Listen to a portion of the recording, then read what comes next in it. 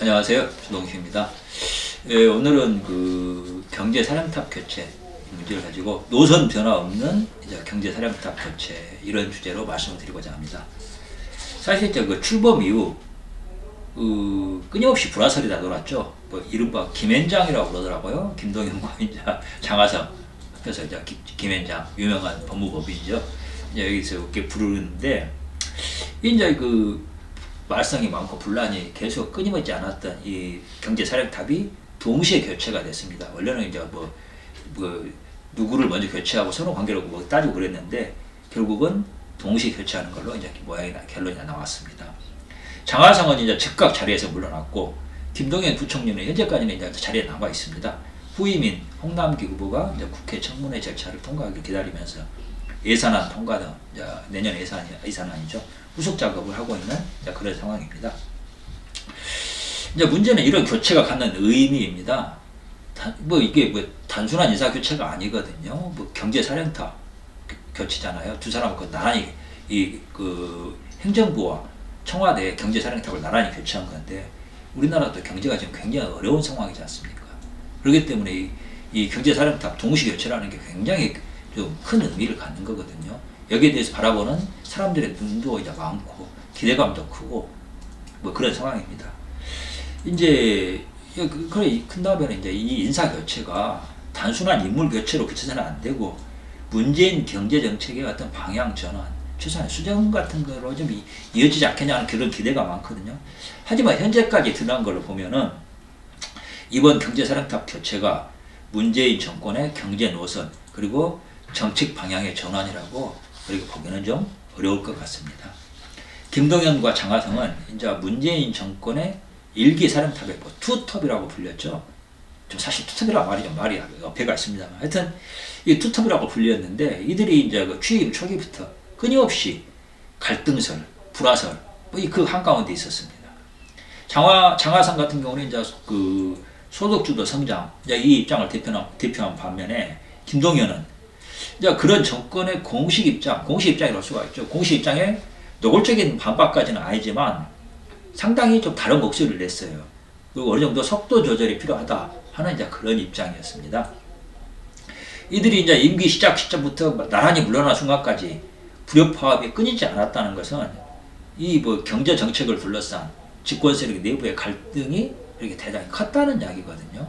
사실은 이제 거의 전 국민이 다 아는 원래 이런 이제 집권 세력 내부에서 이런 정책 갈등이 이렇게 외부로 표면적으로 드러나는 경우는 그렇게 많지는 않습니다만 이 두 분 같은 경우에는 아주 전 국민이 아는 그런 이슈가 됐습니다. 심지어 이제 문재인이 이들의 갈등을 의식해가지고 지난 8월에는 두 사람에게 직을 걸고 일을 해라 한마디로 이제 이 문제 잘 해결하지 못하면 두 사람 다 그만둬라 하는 이제 공개적으로 경고를 하기까지 했습니다. 결국 이제 두 사람이 나란히 물러나게 됐는데 이제 형식적으로 나란히 물러나게 되면서 문재인 정권이 이게 이제 사실은 무엇을 의미하냐면은 두 사람이 나란히 물러났다는 건 이 두 사람의 갈등이 노선의 문제가 아니다. 그러니까 경제 정책을 둘러싼 이견 때문이라는 것을 이제 부인하는 겁니다. 정권 차원에서는 그냥 단순히 두 사람의 그냥 갈등이었다, 인간적 갈등이었다, 캐릭터 차이였다. 그렇게 이제 이 문제를 어떻게 보면 이제 덮어버리는 거거든요. 언론들도 그런 이야기를 하더라고요. 김동연은 정통 관료 출신이고 장하성은 교수, 학자 출신이기 때문에 두 사람의 캐릭터가 잘 맞지 않았다. 그런 이야기도 하고 있습니다. 하지만 이제 김동연과 장하성이 그동안 주요 경제 정책에 대해서 발언했던 내용을 보면은 결국 두 사람의 갈등이라는 게 정책 노선, 경제를 바라보는 철학, 시각의 차이에서 기인했다. 그렇게 해석할 수밖에 없습니다. 경력이나 출신 배경도 이제 물론 영향을 줬겠죠. 하지만 그건 정책 노선의 차이를 극대화하는 부차적인 요인으로 작용을 했지 본질은 아니었다는 겁니다. 이제 중요한 것은 이제 물러난 분들이 이제 따지는 건 별로 중요한 건 아닐 것 같고 새로운 경제 사령탑인 김수현 청와대 정책실장 그리고 홍남기 경제부총리의 경제 정책 노선이 어떻게 갈 것인가 하는 얘기입니다. 이제 한마디로 말해서 지금 온갖 부작용과 문제를 일으키고 좀 심하게도 아니고 좀 노골적으로 말해서 지금 대한민국을 망하게 만들고 있는 문재인의 이 경제 정책을 좀 바뀔 수 있을 것인가?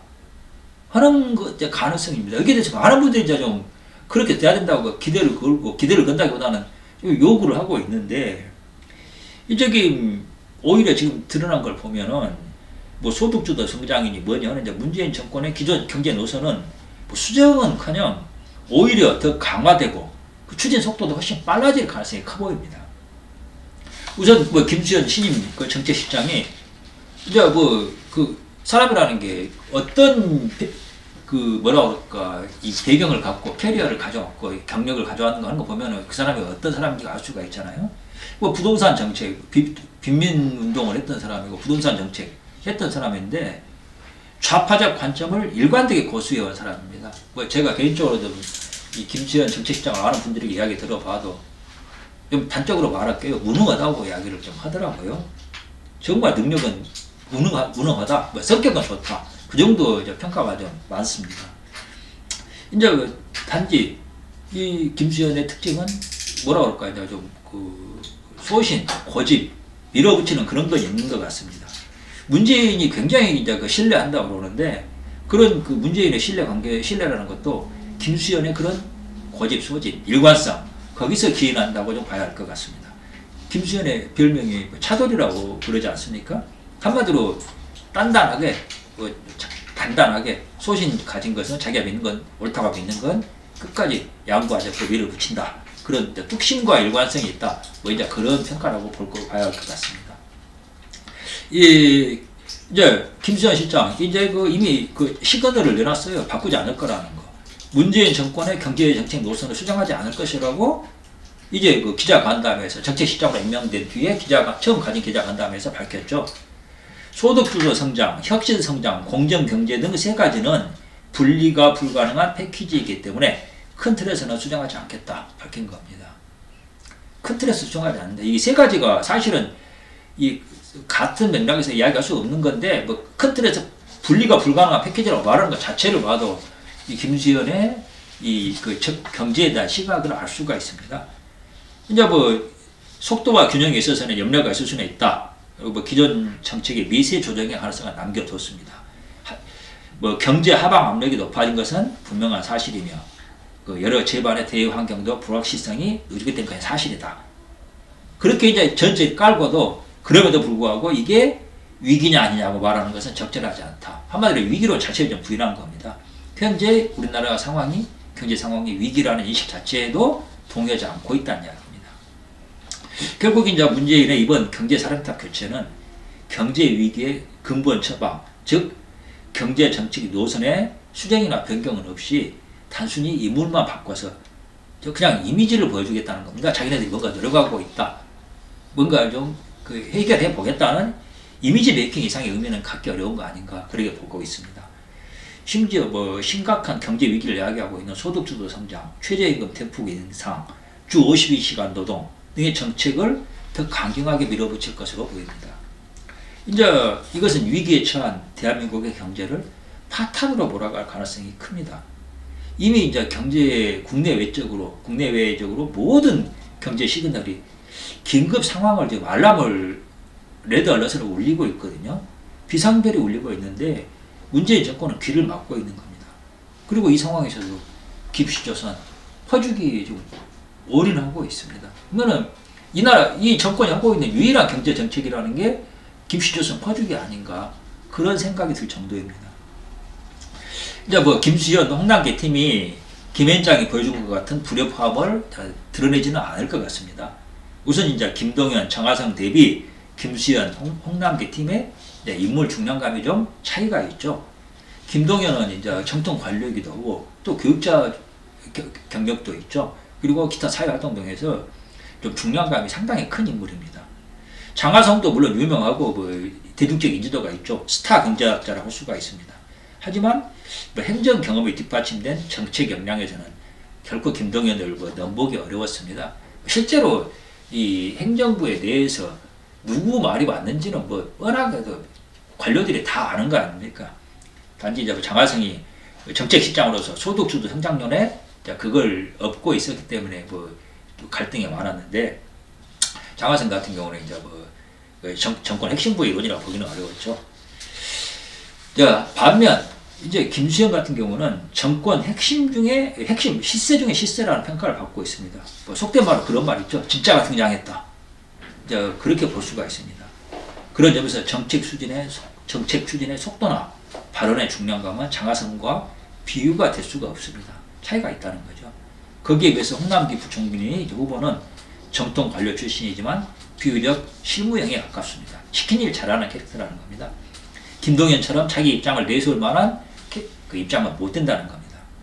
그런 점에서 이제 제2기 경제사령탑은 김현장 시절보다는 완전히 청와대 원사이드하게 진행이 될 것이고, 그런 점에서 오히려 불협화음은, 표면적인 불협화음은 좀 덜하지 않을까, 그런 생각이 듭니다. 이제 뭐 김수현은 이제 이제 김현장 불화 논란을 이제 의식을 하는 것처럼 더 이상 투톱이란 말이 나오지 않겠다. 자기는 이제 그 홍남기 부총리를 지원하는 역할을 하겠다. 이제 그런 발언을 했습니다. 하지만 실제 업무는 뭐 전혀 다릅니다.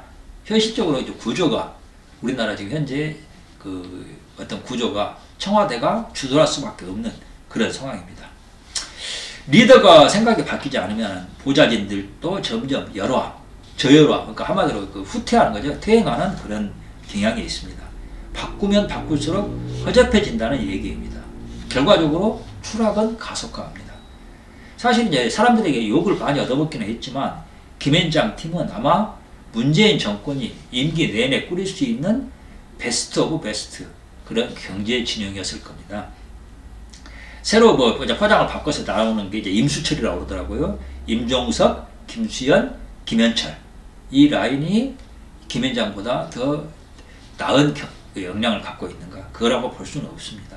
결국 경제가 망하는 속도는 김현장보다 훨씬 빨라질 거다, 그렇게 봐야 될 것 같습니다. 이제 여기서 나오는 이야기가 이제 문재인이 점점 그 독재자적인 경향을 내고 있다 하는 이야기입니다. 문재인과 독재자라는 이미지는 매칭이 잘 되지 않을 텐데, 독재자의 유형은 그 똑같지가 않습니다. 둘로 나뉩니다. 예를 들자면은 히틀러 같은 유형, 그리고 무솔리니 같은 유형이 그것입니다. 히틀러 같은 스타일은 비록 독재자지만 지적 역량, 뭐 탁월한 인물 아니었습니까? 그리고 리더십 등등 탁월한 캐릭터였죠.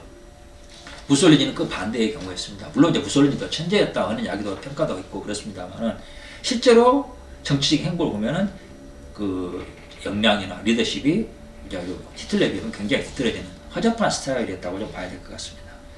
문재인이 이제 그런 캐릭터라고 봐야 되는 거 아닌가 싶습니다. 이 뭐 사람들이 문재인 이미지와 그 독재자 이미지를 매칭하기가 어려워서 문재인이 독재자라는 사실을 잘 받아들이지 못하는데, 문재인이 무솔리니 형이라고 좀 보면 될 것 같습니다. 문재인이 좀 솔직히 말해서 뭐 지적 능력이 좀 떨어진다고 봐야 되잖아요. 그렇기 때문에 사안을 조직적, 합리적, 계획적으로 처리할 능력이 없습니다. 원래 이제 지적 능력이 있는 사람들 특징이 뭐냐면 사안별로 그 특성을 파악해가지고 다른 접근 방식을 선택을 하거든요. 그런데 문재인이 그럴 지적 능력이 안 되는 겁니다. 그러니까 어떤 식의 결과가 되느냐.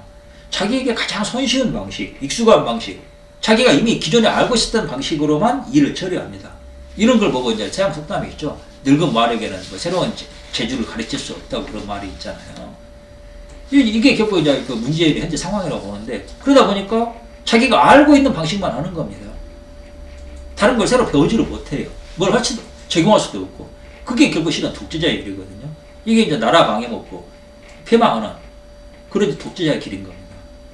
자기가 뭐 독재자가 되겠다는 의지가 특별히 있어서라기보다는 자연스러운 경로로 자연적으로 그렇게 흐르는 물처럼 그런 결과로 귀결이 된다는 겁니다. 그 지난 9월 6일 그 청와대 영빈관에서 그 2018년 포용국가 전략회의에 이제 그 문재인이 참석을 했죠. 비서진이 안내를 했는데 그렇게 가지 않고 갑자기 뭐 사람들이 깜짝 놀라는 일이 벌어졌죠. 책상을 뛰어넘은 겁니다. 이 모습이 실은 문재인의 지금 그 어떤 모습을 단적으로 보여준다고 생각을 하거든요. 누가 안내해주는 대로 가면 될 텐데 그러지 않고 그냥 눈앞에 보이는 대로, 본능이 시키는 대로 그냥 가장 편한 방식으로 가는 겁니다. 그리고 책상을 뛰어넘어요. 상상할 수 없는 일이었거든요.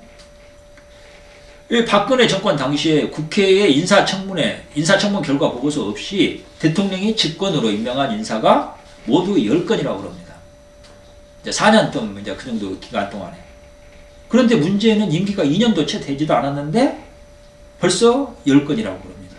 국회 인사청문 보고서 없이 그냥 대통령이 그냥 뭐라고 할까 독단으로 임명한 인사가 벌써 10건이라는 겁니다.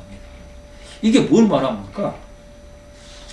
정상적인 지도자로 그러면 국가 지도자라고 그러면 야당 지도자는 이제 국회를 설득해 가지고 최대한 인사에서 더 동의를 얻어내려고 노력을 하거든요. 이건 당연한 겁니다. 그러면 야당도 100%까지는 아니다 해도 대통령이 그렇게 노력을 하면 어느 정도 응답할 수밖에 없어요.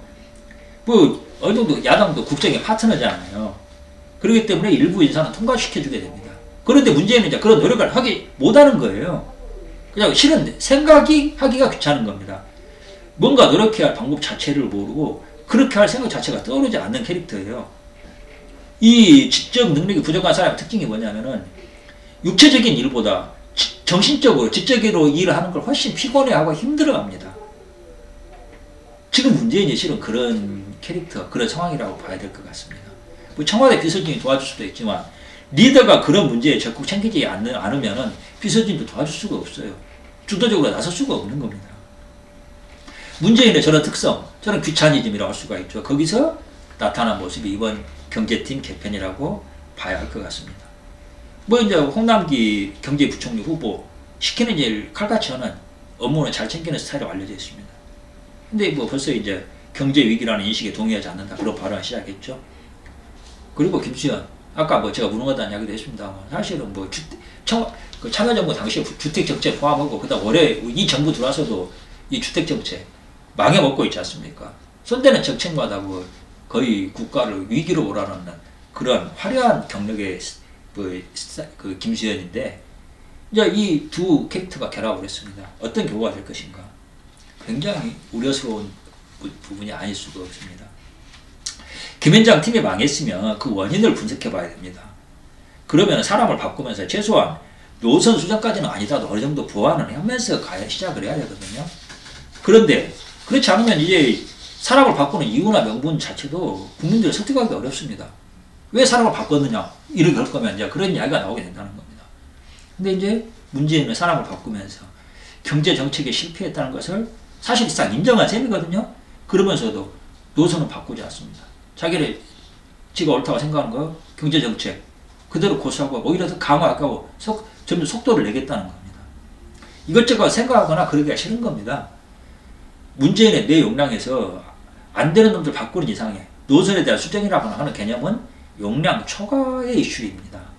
그 특성 때문에 독재자의 길로 그냥 쭉 가는 수밖에 없다. 저는 그렇게 봅니다. 대한민국 국민 여러분, 정말 이거 큰일입니다. 사실 이거 받아놓은 밥상이에요. 대책이 없어요. 어떻게 해야 됩니까? 우리가 그동안 지은 죄가 많아서 그런 거지. 속죄한다 치고 견뎌할 수밖에 없지 않겠냐. 혁명 일으키실 수 있습니까? 솔직히 그럴 자신은 없지 않습니까? 어떻습니까? 견뎌봐야 되겠죠. 감사합니다.